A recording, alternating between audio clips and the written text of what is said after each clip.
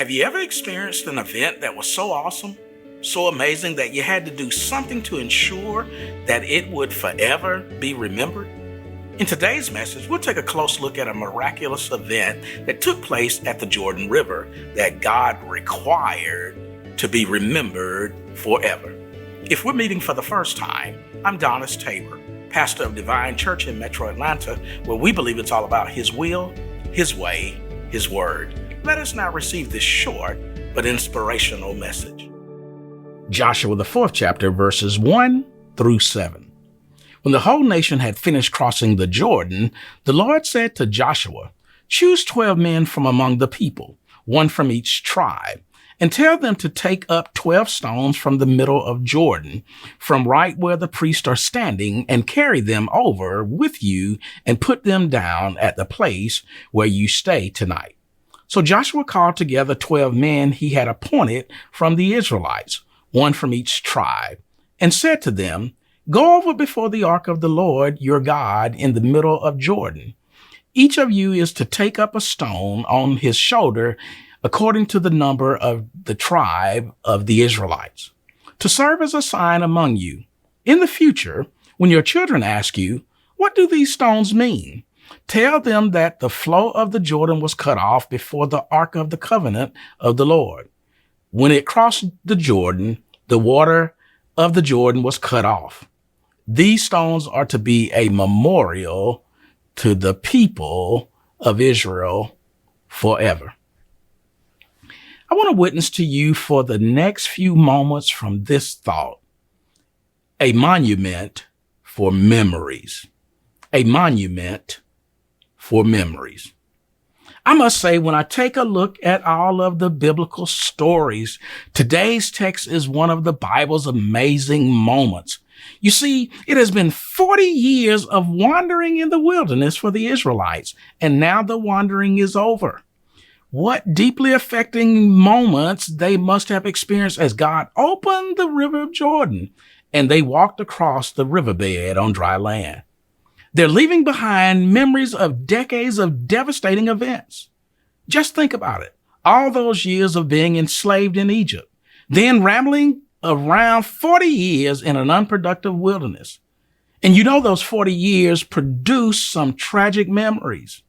Let's not forget that an entire generation of people died, all because they refused to trust God's promises, and therefore they were unable to see the promised land.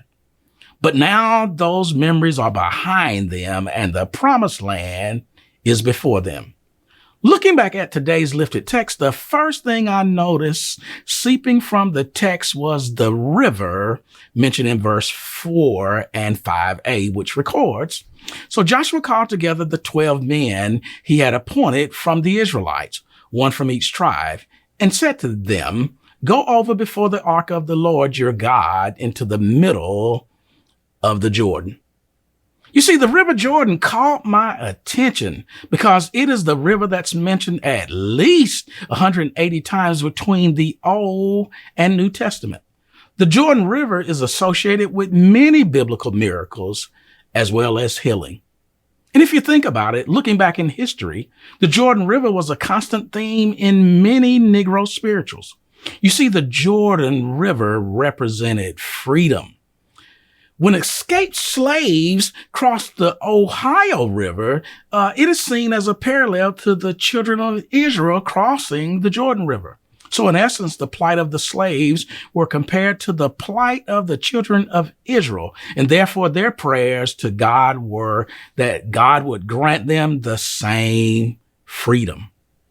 Permit me to ask you, what rivers in your life have overflowed their banks, and yet the Lord has allowed you to cross? Perhaps it was a river of danger, devastation, a river of doubt, debt, or despair. The second thing I noticed leaking from the text was the rocks in verse 5, which says, "And he said to them, 'Go over before the ark of the Lord your God into the middle of Jordan.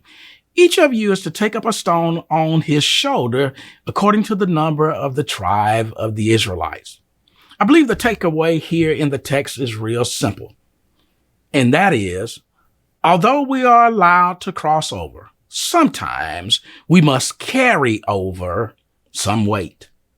The final thing I noticed pouring from the text was the reminder found in verses 6 and 7, which states, "To serve as a sign among you in the future, when your children ask you, 'What do these stones mean?' Tell them that the flow of the Jordan was cut off before the ark of the covenant of the Lord. When it crossed the Jordan, the water of the Jordan were cut off. These stones are to be a memorial for the people of Israel forever." It's clear that God intended for the 12 stones to create a monument to future generations, to remind their children and their children's children of the miraculous event that took place at the River Jordan. Can you even begin to imagine them telling the story to their kids about how the stones were taken from the bottom of the Jordan River, where the priest stood who carried the Ark of the Covenant? Telling them that there were 12 men representing each tribe that carried the stones on their shoulders to the shore. And going on to even talk about how God stopped the water flow and the entire nation of Israel were able to walk across on dry land. What an amazing story they had to tell. I must admit, we too in our lives have certain events that are so important, so amazing, and so miraculous that we must remember, not only for ourselves, but also for those close to us, that they too may know of God's goodness. So in closing, remember, as it relates to the river, cross it. The rocks, carry it. And the reminder, commemorated. After all, there are certain events in our life that require a monument for memories.